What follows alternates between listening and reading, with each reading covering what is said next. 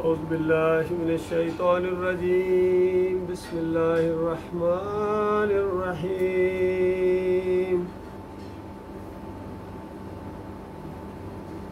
زین للناس حب الشہوات من النساء والبنین والقناطیر المقنطرۃ من الذہب والفضة والخیل المسومۃ والانعام والحرث ذالک متاع الحیاۃ الدنیا واللہ عندہ حسن المآب قل أنبئكم بخير من ذلكم للذين اتقوا عند ربهم جنات تجري من تحتها الأنهار خالدين فيها وأزواج مطهرة ورضوان من الله والله بصير بالعباد۔ یہ سورہ آل عمران کی آیتیں ہیں۔ سورہ آل عمران اور سورہ البقرہ کے بارے میں نبی علیہ السلام نے فرمایا کہ یہ دو نور ہیں، ان کی تلاوت کیا کرو اور قیامت کے دن یہ گویا بدلیوں کی طرح، صاحبان کی طرح اپنے پڑھنے والوں کی سفارش کریں گی۔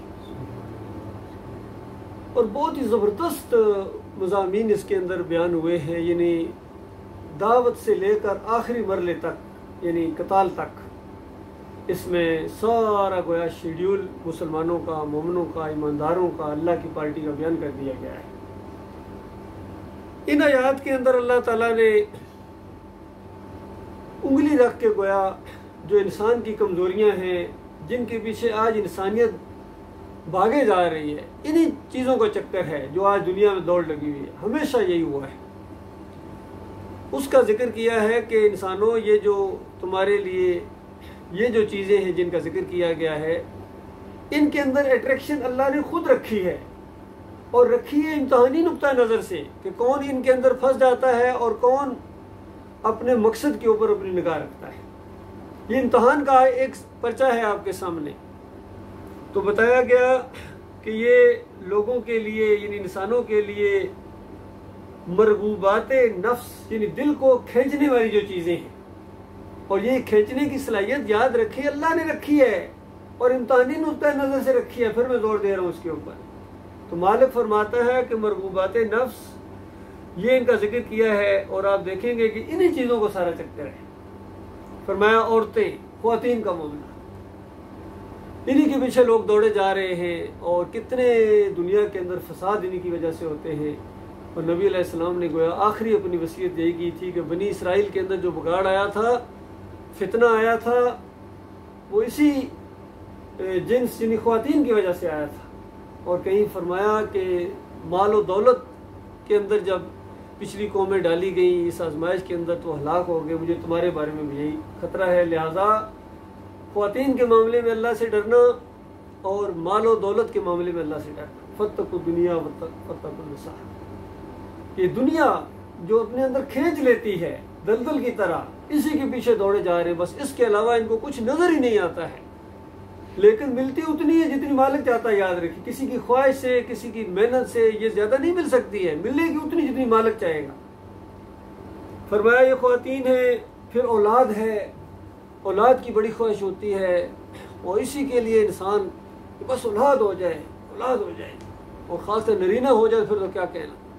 اس طریقے سے وہ جو اولاد جو خالص ایمان کی وجہ سے، عقیدے کی وجہ سے، اللہ کے دین کے پھیلانے کی وجہ سے وہ جو مانگی جاتی ہے، جس طرح ابراہیم علیہ السلام نے مانگی یا زکریا علیہ السلام نے مانگی، وہ معاملہ تو اور ہے۔ لیکن دنیا کی میں بات کروں، آج جو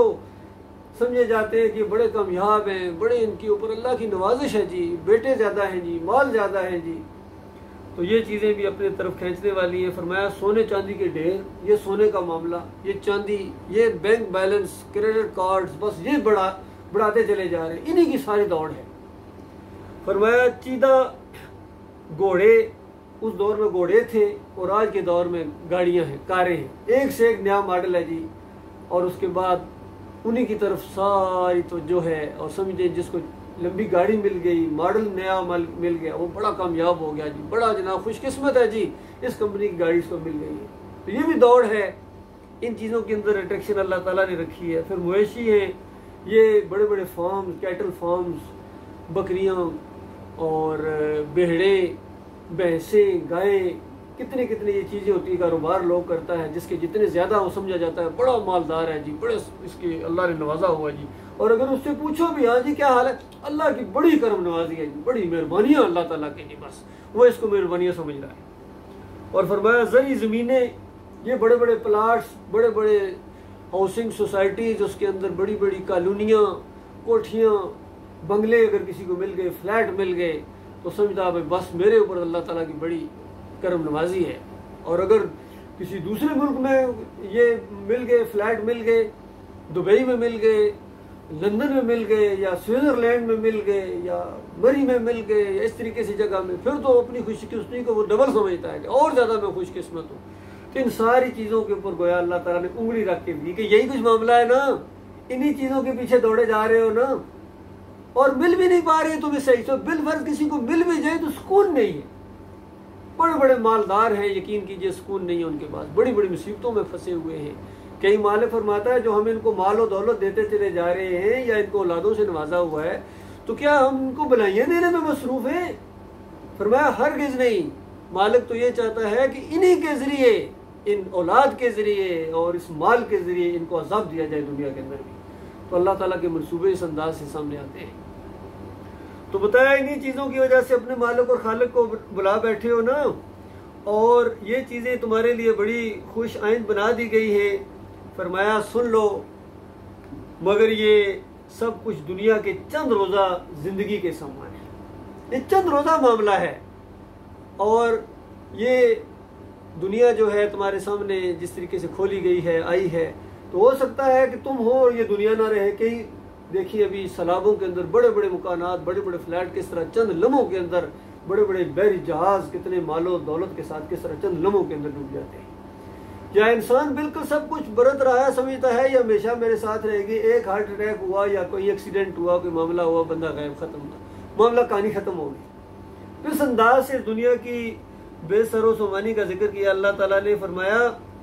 حقیقت میں جو بہتر ٹھکانہ ہے وہ تو اللہ کے پاس ہے. فرمایا یہ جو چیزیں جن کے پیچھے دوڑے جا رہے ہو، اگر ان سے بہتر، یعنی یہی چیزیں اس سے زیادہ کوالٹی کے ساتھ، زیادہ کوانٹٹی کے ساتھ، زیادہ خوبصورتی کے ساتھ جو اللہ تعالیٰ نے انسانوں تمہارے لیے رکھی ہوئی ہیں، تمہیں ہوش ہی نہیں ہے کہ تمہارے مالک نے تمہارے لیے کیا کچھ رکھا ہوا ہے، اور اس کی طرف تمہاری توجہ ہی کوئی نہیں ہے. جو ہمیشہ رہنے والی ہے، جو زیادہ کوالٹی کی ہے، جو زیادہ لگژری لائف ہے، وہ تمہارے مالک اور خالق نے بنا کے رکھی ہوئی ہے. اور جو عارضی چیزیں ہیں، حقیر چیزیں ہیں، ان کی طرف دوڑے جا رہے ہیں، ان کی طرف پوری توجہ ہے تمہاری. دیکھو تمہارے عقل نے کیا فیصلہ کیا ہے. فرمایا کہ ان کو بتاؤ کہ اس سے زیادہ اللہ تعالیٰ نے کیا کچھ تیار کر کے رکھا ہوا ہے، وہ چند لمحوں میں آپ کو مل سکتا ہے. یہ صرف ایک خیالات کی تبدیلی کا معاملہ ہے. تم اپنے مالک اور خالق کو بس صرف مان لو، تو یہ ساری چیزیں تمہاری ہیں، تمہارے لیے بنائی ہیں. انسانوں تمہیں آزمائش میں ڈالا ہے، اپنی مخلوق میں سے تمہیں بہترین مخلوق بنایا ہے، اور تمہارے لیے وہ نعمتیں تیار کر کے رکھی ہیں کہ اگر یہ بات ایک بات ہے اور بڑی سادہ بات ہے، کوئی زیادہ اس کے اندر فلسفے نہیں ہے، کوئی گردانے یاد کرنے کی بات نہیں ہے. ابھی آگے وہ چیزیں آ رہی ہیں. صرف اتنی بات ہے کہ اللہ تعالیٰ کا مطالبہ یہ ہے کہ صرف ایک مانگ ہے کہ میرے کھاؤ، میرے گن گاؤ. بس بتائیے اس سے کوئی آسان چیز ہو سکتی ہے کہ مالک فرماتا ہے ساری نعمتیں میری ہیں اور میرا کھاؤ اور میرے گن گاؤ، بس میرا شکریہ ادا کرو. دیکھنا کہیں ایسا نہ ہو جائے کہ تم کسی اور کے شکر گزار بنو، کسی اور کے سامنے تم جھکو، کسی اور کو تم داتا کہو، کسی اور کو دستگیر کہو، مشکل کشا کہو، حاجت روا کہو، کسی اور کے واسطے وسیلے رکوع اور سجدے اگر تم کرنا شروع کر دو گے تو یہ وہ نمک حرامی اور غداری ہوگی. مالک فرماتا ہے کبھی معاف نہیں کروں گا.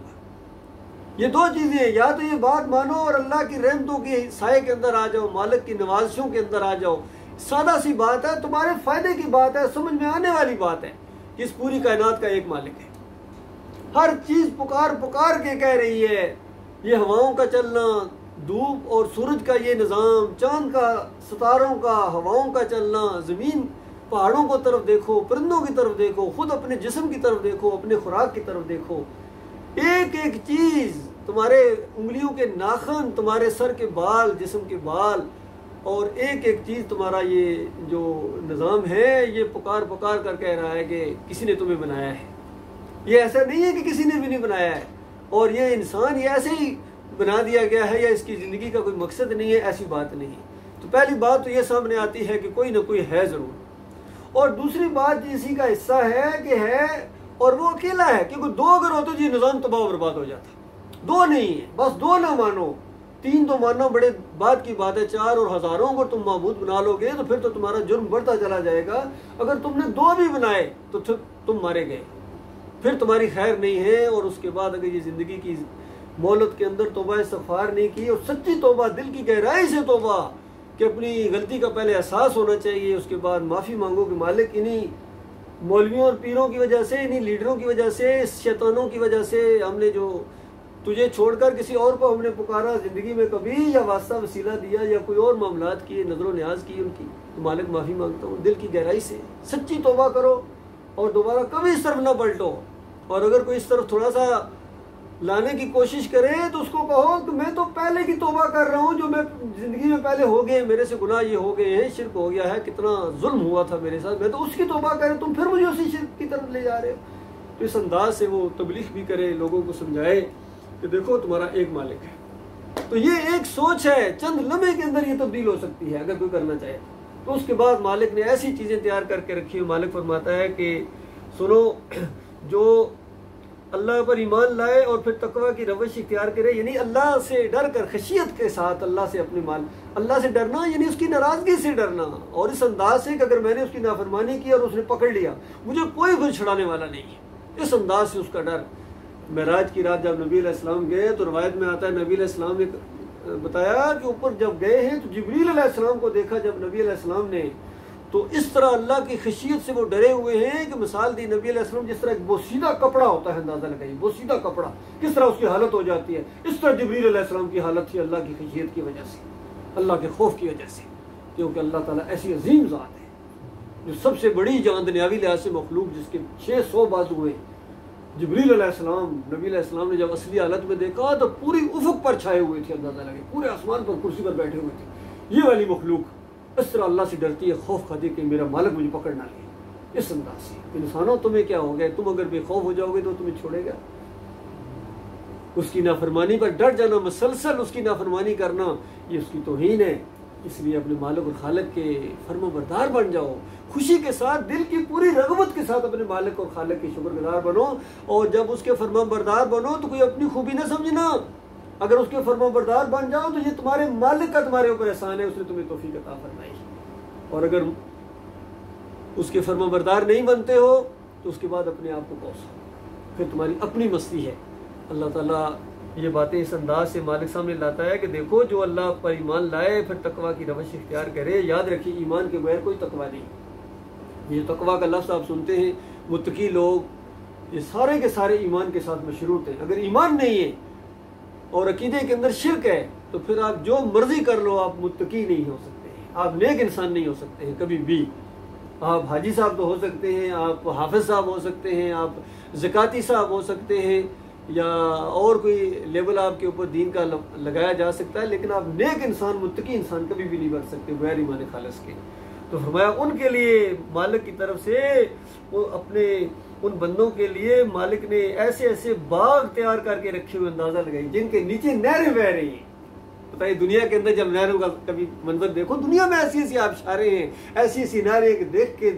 دل و دماغ تازہ ہو جاتا ہے کہ ایسی ایسی یہ اللہ کی بنائی ہوئی ہے اور یہ دنیا کے اندر ہے. اور دنیا کی مثال اللہ تعالیٰ نے ایسی دی، نبی علیہ السلام نے اس کی تشریح فرمائی کہ ایسی ہے جس طرح ایک سمندر کے اندر آپ سوئی ڈبوئیں اور یا انگلی ڈبوئیں اور واپس نکالیں تو جو تری ساتھ لگ گئی، یہ پوری کی پوری دنیا کی عیش ہے، پوری کی پوری دنیا کی لگژری اور پوری دنیا کی نعمتیں ہیں. یہ سمجھو یہ ہے جو دنیا میں آئی ہیں. اور باقی جو سمندر، یہ میلوں گہرا سمندر اور حد نگاہ تک سمندر پھیلے ہوئے، یہ آخرت میں اللہ نے تیار کر کے رکھا اپنے مومن بندوں کے لیے. تو اللہ کے بندوں غور کرو کس کے لیے ہم محنتیں کر رہے ہیں، کس کے لیے ہم نے جان کھپائی جا رہی ہے. تو ایک روایت کے اندر آتا ہے کہ جب ایک جنگ کے اوپر جب مسلمانوں نے محاصرہ کیا اور یہ قسطن دنیا کے اوپر حملہ تھا، تو اس وقت انہوں نے اپنے قلعے بند کر لیے تھے اور ایک صحابی، ایک نوجوان اس نے اس طرح بہادری کا جرأت کا مظاہرہ کر کے جس طرح اوپر سے چھلانگ لگا کے کسی انداز سے اس دروازے کو اوپر توڑنے کی کوشش کی تو لوگوں کے منہ سے یہ بات نکل گئی کہ یہ تو ایک دم اتنے بڑے جمگٹھے کے اوپر اتنے بڑے دشمنوں کے اوپر گویا حملہ کر دینا یہ کوئی عقلمندی نہیں محسوس ہوتی ہے، یہ تو اپنے آپ کو ہلاکت میں ڈالنا ہے، اپنے آپ کو گویا موت میں ڈالنے والا انداز ہے، تو یہ تو اس طرح تو نہیں کرنا چاہیے۔ تو ایک دم دوسرے صحابی وہ کہتے ہیں اچھا یہ تم نے اب اس آیت سے یہ مطلب نکالنا شروع کر دیا ہے کہ اللہ تعالیٰ فرماتا ہے ہلاکت میں نہ ڈالو، تو تم اس کو ہلاکت کہہ رہے ہو،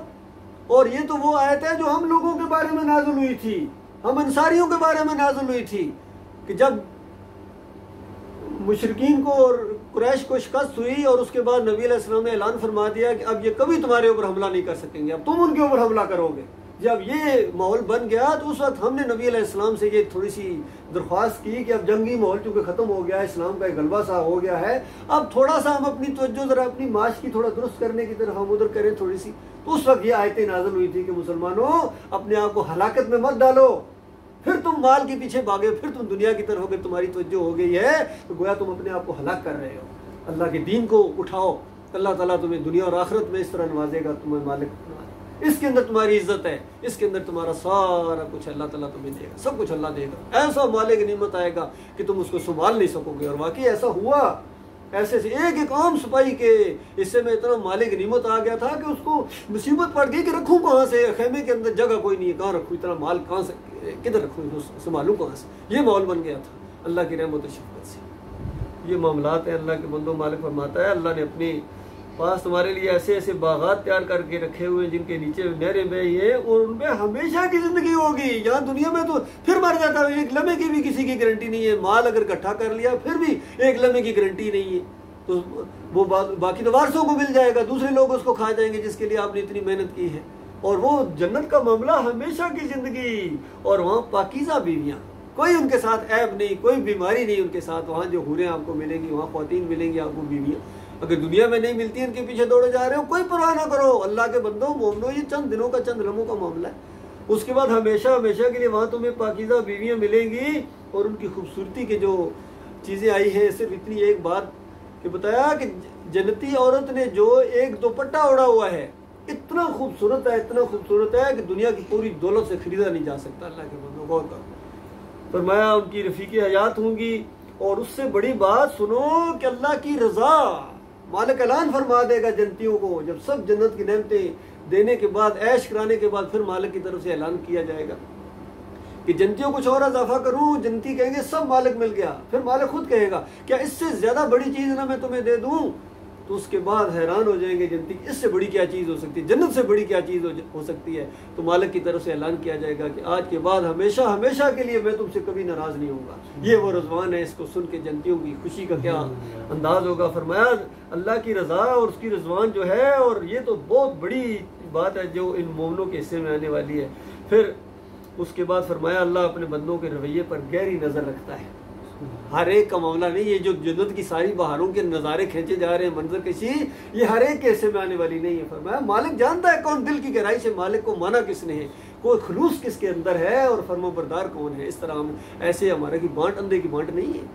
کہ اپنوں کو یا اس طرح کا معاملہ نہیں، بلکہ ہم پوری طرح چھانٹ کے پوری طرح دل کے اوپر ہماری نظر ہے، اور ایک ایک لمحہ، ایک ایک زندگی کا ایک ایک دن تمہارا ہمارے سامنے ہے، اس کے مطابق دیا جائے گا۔ فرمایا یہ وہ لوگ ہیں، اب ان لوگوں کی کچھ صفات بیان ہوئی ہیں، یہ اصل چیز ہے، یہ روح ہے اس پورے مضمون کی، سمجھ لیجیے میرے پیارے بھائی۔ اگر مالک کی رضا چاہتے ہو، مالک کی جنتیں چاہتے ہو، اور یہ سب کچھ جو دنیا والے سمیٹ رہے ہیں اس سے زیادہ اچھی چیزیں چاہتے ہو، تو مالک اس کا ذکر کر رہا ہے کہ یہ جو وہ لوگ ہیں جن کے حصے میں یہ آنے والی ہے۔ فرمایا یہ وہ لوگ ہیں جو اللہ سے اس طرح فریادیں کرتے ہیں، مالک ہم تمہارے اوپر ایمان لائے ہیں، مالک ہم اپنے رب کے اوپر ایمان لائے ہیں، مالک ہماری خطاؤں سے درگزر فرما اور ہمیں آتش دوزخ سے بچا۔ اس طرح جو کمی کوتاہیوں کے اوپر نظر ہوتی ہے کہ ایمان سے پہلے یا ایمان کے بعد بھی جو ہماری کمیاں کوتاہیاں پروردگار عالم معاف فرما دے اور جہنم کی آگ سے بچا۔ یہ لوگ ہیں جو صبر کرنے والے ہیں،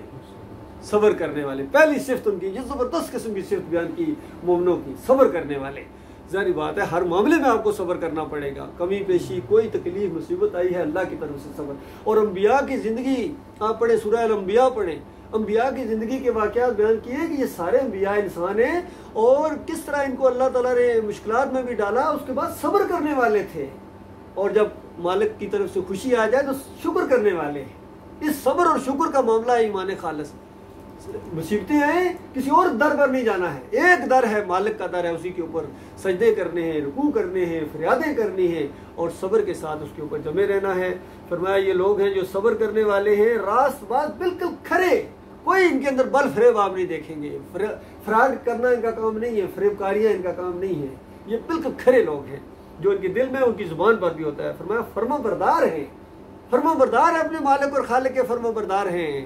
اور فرمایا فیاض ہیں، کھلے دل سے خرچ کرنے والے، اللہ کے راستے کے اندر دائیں بائیں آگے پیچھے اس کی تفصیل آتی ہے، ایسے خرچ کرتے ہیں اپنے مالک کی رضا کے لیے، کسی پر کوئی احسان نہیں جتاتے ہیں، بلکہ ایک جگہ آتا ہے کہ دعائیں بھی کہتے ہیں ہمیں تمہاری دعاؤں کی بھی ضرورت نہیں ہے۔ یہ نہیں کہ بس عام طور پر لوگ کہتے ہیں کچھ کسی کو دعا کر دینا جی، سمجھتے ہیں یہ میں نے بڑی بات کہہ دی۔ فرمایا جو اصلی مومن ہے، وہ بڑے درجات پانے والے، وہ اتنی خواہش بھی نہیں رکھتے ہیں کہ میرے لیے دعا کرنا، کیونکہ انہوں نے تو معاملہ اپنے مالک کے ساتھ کیا ہوا ہے، اپنے رب کی خاطر انہوں نے سب کچھ کیا، کسی پر احسان جتانے کے لیے نہیں۔ تو فرمایا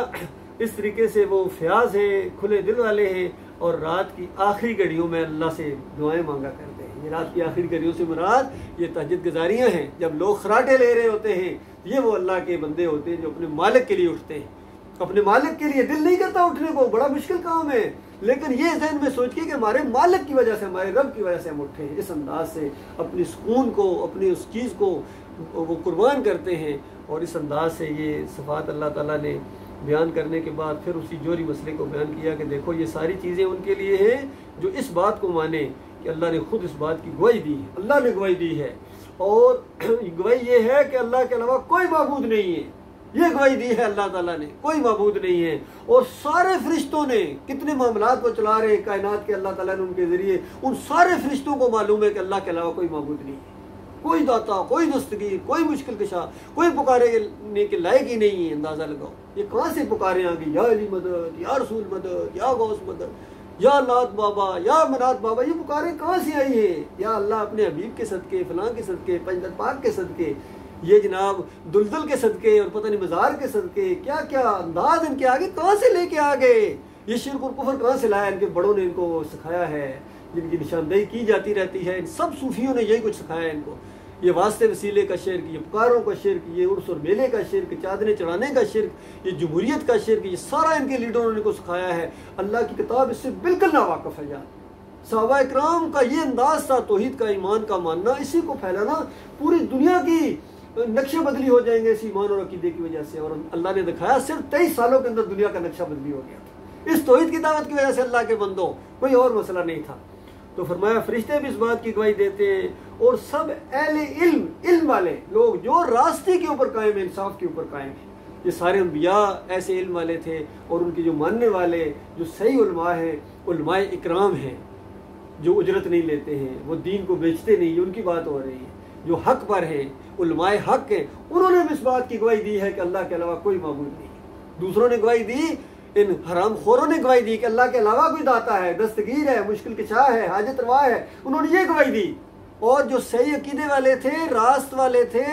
سچائی والے تھے، انصاف والے تھے، یہ ہے انصاف۔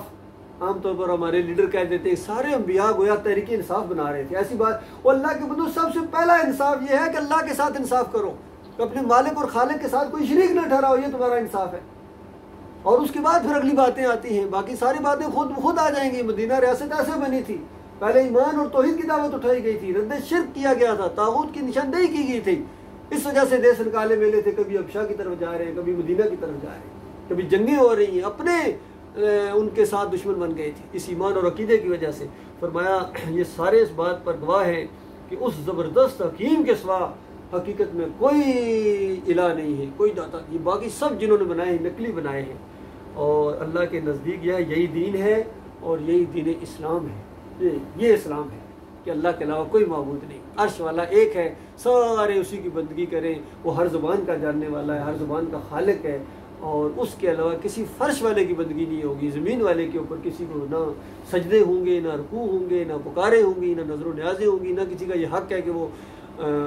شریعت سازی کرے۔ یہ سارے حقوق ہمارے مالک کے ہیں، ہمارا یہی دین اسلام ہے، اور یہی اللہ کے قابل قبول دین ہے۔ اس کے علاوہ کوئی دین نہیں چلے گا، نہ یہودیت چلے گی، نہ نصرانیت چلے گی، نہ دیریت چلے گی، اور نہ یہ مسلمانوں کے جو فرقے بن گئے ہیں، بریلویت، دیوبندیت، اہل حدیثیت، سلفیت، صوفیزم، یہ کوئی چلنے والا نہیں ہے۔ نہ قادیانیت چلے گی، نہ رافضیت چلے گی، اور نہ یہ جتنے بھی فرقے بنے ہوئے ہیں، یہ اللہ کے دین کے ساتھ مذاق کرتے ہوئے انہوں نے اپنے اپنے علیحدہ علیحدہ دکانیں بنائی ہیں، اور سب جو ہے یہ لوگوں کا مال کھاتے ہیں باطل طریقے سے، اور لوگوں کو اللہ کے راستے سے روکتے ہیں۔ اللہ تعالیٰ غور و فکر کرنے کی اور ایمان خالص کے اوپر جم جانے کی توفیق عطا فرمائے۔ میرے پیارے بھائیوں، یہ دعوت جو آپ نے اٹھائی ہوئی ہے، یقین کیجئے یہ اس کائنات کا سب سے بڑا مسئلہ ہے۔ یہ سب سے عظیم کام آپ کر رہے ہیں، اگرچہ تعداد آپ کی تھوڑی ہے، تعداد کی طرف کبھی مت دیکھنا، نہ وسائل کی طرف دیکھنا، نہ وسائل کا معاملہ ہے، نہ تعداد کا معاملہ ہے، یہ حق اور باطل کا معاملہ ہے۔ اللہ نے آپ کو چھانٹا ہے اس پوری انسانیت میں سے، یہ کام اللہ آپ سے لے رہا ہے، اور جو دنیا والے جو کچھ سمیٹ رہے ہیں وہ ختم ہونے والا ہے، اور جو آپ معاملہ کر رہے ہیں یہ ہمیشہ رہنے والا ہے۔ اللہ تعالیٰ اسی کے اوپر جمائے رکھے، مخلص لوگوں کو ہمارا ساتھی بنائے، اور ہمارے دلوں میں ان کی محبت پیدا کرے، اور یہ حق کا جو قافلہ ہے یہ رواں دواں رہے، اور ہم دعوت دیتے رہیں گے۔ اب یا مومن رہیں گے یا شرک اور کفر رہے گا، دو باتیں اکٹھے نہیں رہ سکتے، یاد رکھیے۔ مومن بولے گا، مومن شرک اور کفر کے خلاف آواز اٹھائے گا، یہ باپ مارے کا بیر ہے یہ معاملہ۔ یہ نہیں ہو سکتا کہ مومن ٹھنڈے ٹھار یہاں بسر کرے زندگی اپنی، اور شرک اور کفر بھی دندنا رہا ہے، اور مومن بالکل خاموش ہے، یہ نہیں ہو سکتا، یہ مومن نہیں ہے۔ پھر ایسا ایمان نہیں ہے اللہ کے بندوں۔ اور کم از کم جو آخری درجے کا ایمان ہے رائی کے دانے کے برابر، وہ ہے کہ اگر کفر شرک کا کہیں ماحول ہے بالکل وہاں سے ہٹ جاؤ، برا بناؤ، نفرت کرو اس سے، اگر بولنے کی ہمت نہیں ہے، ورنہ بولو تو یہ بڑی اچھی بات ہے، اور اس کے بعد یہ بات آگے بڑھتی جائے گی، اور ایک وقت آئے گا طاقت کے ذریعے شرک اور کفر کا سر سب کو ختم کر دیا جائے گا اس زمین کے اوپر، زمین کو پاک کیا جائے گا شرک اور کفر سے۔ 7 سال آئیں گے زمین کے اوپر کہ کوئی کافر اور مشرک نہیں ہوگا، اور اس کے بعد پھر یہ ایمان کی خرابی دوبارہ ہوگی، پھر آہستہ آہستہ مومن بھی ختم ہو جائیں گے، اور کفر و شرک پھیل رہا ہوگا، اور دندنا رہے ہوں گے، اور سور میں خود مار دی جائے گی۔ یہ اینڈ ہے دنیا کا۔ وقول کو لہٰذا استغفر اللہ لی ولکم ولسائر المسلمین۔